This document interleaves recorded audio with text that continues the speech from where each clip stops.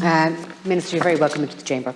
This bill is largely welcomed. It's hard and often thankless task to balance employer-employee rights, and I know how much of the discussion around this bill in the Dáil committee centred around time periods, paid or unpaid, and who would be caught up and left out of certain provisions.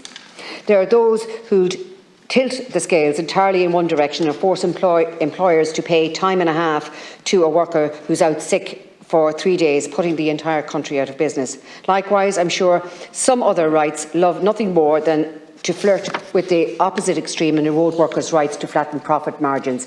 Neither of these is a desirable approach, and it is essential that the Government strikes that all-important word in the bill titled balance.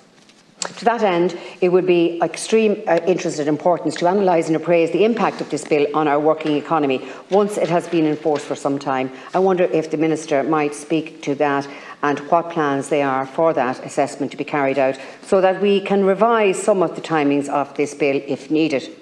But, Minister, we must address the fiasco that was the removal of the word woman from the Maternity Protection Act 1994. What a ludicrous sentence to even have to say. And you may well respond, as you did to Deputy Tobin in the Dáil, that this bill does not remove the word woman from the legislation. And that's true, but that wasn't always the plan, was it? By the time the bill was presented to the House on the 5th of October, woman was there in its rightful place, a bit alongside other people. One would have no idea as to how close we were to that not being the case. Because, of course, the general scheme of the bill published on the 21st of April stated that the Maternity Protection Act 1994 is amended, A, in section 16(1) by the replacement of the word woman with person, with the accompanying explanatory note declaring that, for the avoidance of doubt, woman is being substituted for a gender-neutral term such as person.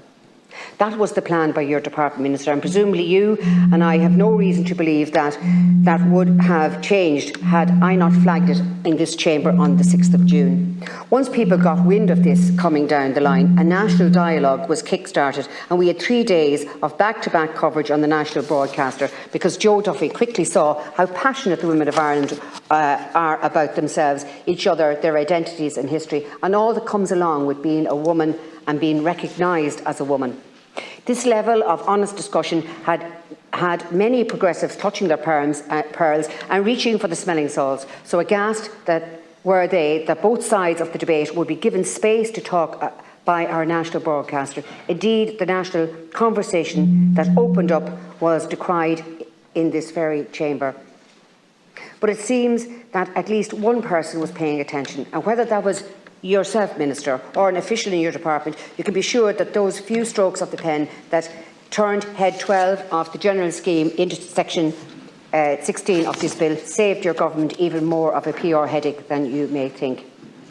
But it is worrying, isn't it, that none of this would have happened if one individual hadn't spotted a cluster of 3 heads in the general scheme of a little-known government bill whose title had nothing to do with the problematic provisions themselves. It's a good thing that COVID taught us to raise the eyebrow any time we see miscellaneous provisions in a bill title, and to go and do our own digging. But the practice of hiding potentially unpopular provisions in technical, low-profile bills is concerning, Minister, and the apparent philosophy of women erasures is even more so. So yes, work-life balance is good. Erasing women is bad. Let's see more of the former and stop with the latter. Thank you, Minister.